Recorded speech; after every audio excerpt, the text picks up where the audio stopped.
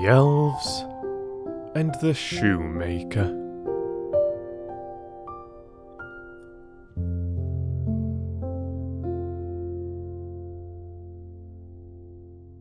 There was once a shoemaker who worked very hard and was very honest, but still he could not earn enough to live upon, and at last all he had in the world was gone, save just leather enough to make one pair of shoes. Then he cut his leather out, all ready to make up the next day, meaning to rise early in the morning to his work. His conscience was clear, and his heart light amidst all his troubles. So he went peaceably to bed, left all his cares to heaven, and soon fell asleep.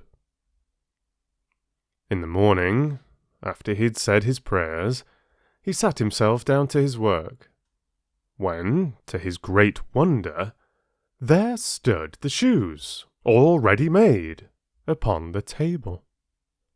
The good man knew not what to say or think at such an odd thing happening. He looked at the workmanship. There was not one false stitch in the whole job. All was so neat and true that it was quite a masterpiece.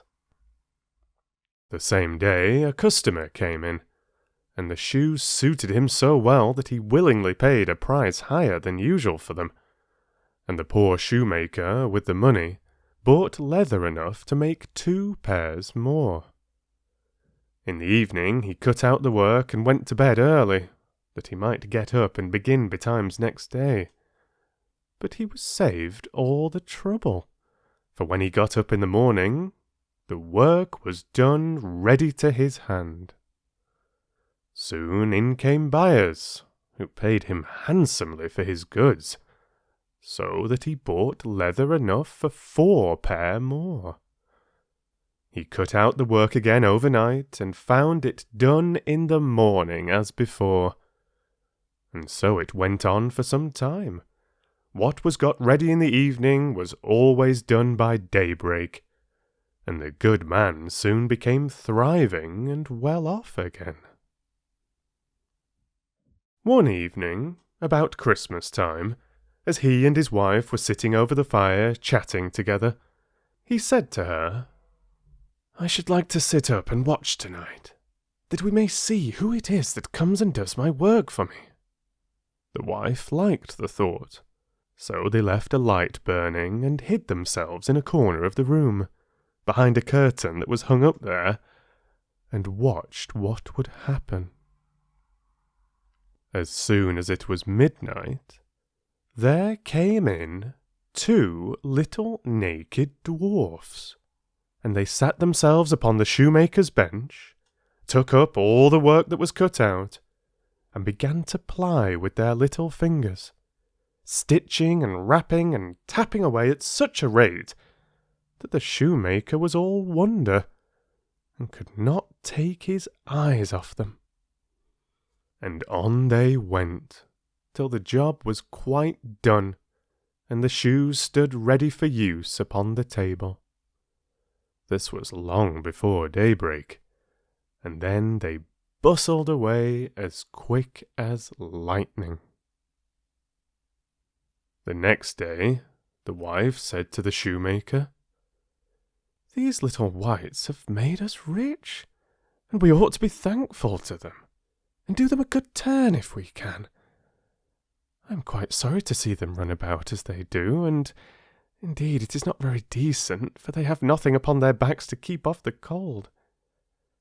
I'll tell you what, I will make each of them a shirt, and a coat and a waistcoat, and a pair of pantaloons into the bargain, and do you make each of them a little pair of shoes." The thought pleased the good cobbler very much, and one evening, when all the things were ready, they laid them on the table, instead of the work that they used to cut out, and then went and hid themselves to watch what the little elves would do. About midnight, in they came, dancing and skipping, hopped round the room, and then went to sit down to their work as usual. But when they saw the clothes lying for them, they laughed and chuckled and seemed mightily delighted. Then they dressed themselves in the twinkling of an eye, and danced and capered and sprang about as merry as could be, till at last they danced out at the door and away over the green. The good couple saw them no more, but everything went well with them from that time forward, as long as they lived.